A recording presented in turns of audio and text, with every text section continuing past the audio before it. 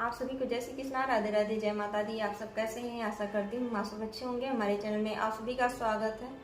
हम आप लोग को एक बहुत ही प्यारा कजरी गीत सुनाने जा रहे हैं। कजरी गीत आप लोग को कैसा लगा कमेंट बॉक्स में जरूर बताइएगा। अगर पसंद आएगा तो हमारे चैनल को शेयर, सब्सक्राइब, लाइक जरूर कीजिएगा। अपना प्यार दुलार आशीर्वाद सदा अपनी छोटी बहन पर बनाए रखिएगा।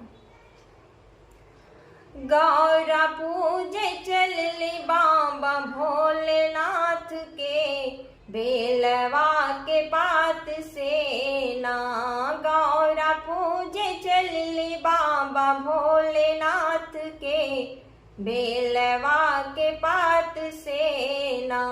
गौरा पूजे चलली बाबा भोलेनाथ के, बेलवा के पात से ना।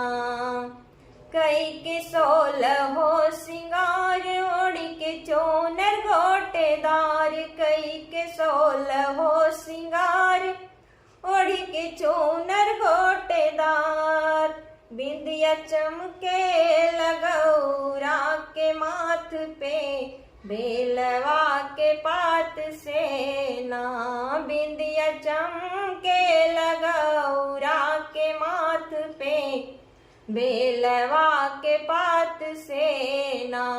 गौरा पूजे चलली बाबा भोलेनाथ के, बेलवा के पात से ना।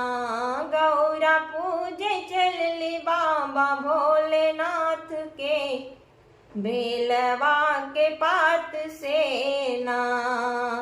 चूड़िया खन के ला कलाई, मेहंदी महावर लगाई। बिंदिया चूड़िया चमके ला कलाई, मेहंदी महावर लगाई।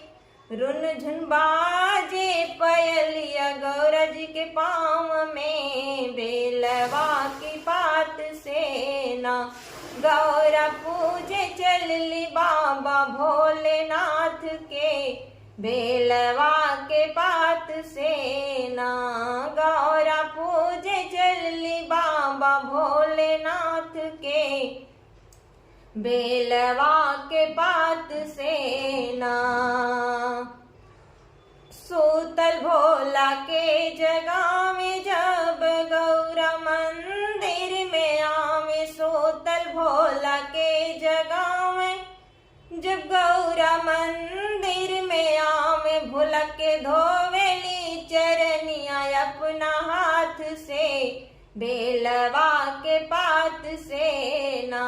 भोला के धोवेली चरनिया अपना हाथ से, बेलवा के पात से ना। दिहले भोला वरदान, भवन के बढ़े अटल सुहाग। दिहले भोला वरदान, भवन के बढ़े अटल सुहाग। गौरा आरती उतारे बाबा भोलेनाथ के, बेलवा के पात से ना। गौरा आरती उतारे भोलेनाथ के, बेलवा के पात से ना। गौरा आरती उतारे भोलेनाथ के, बेलवा के पात से ना। गौरा पूजे चलली बाबा भोलेनाथ के, बेलवा के पात से ना। गौरा पूजे चलली बाबा भोलेनाथ के, बेलवा के पात से ना।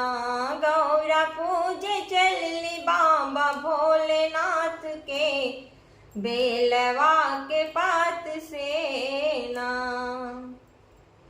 यह गीत आप लोग को कैसा लगा कमेंट बॉक्स में जरूर बताइएगा। फिर मिलेंगे अगले वीडियो में अगले गीत के साथ। तब तक के लिए जय श्री कृष्णा, राधे राधे, जय माता दी।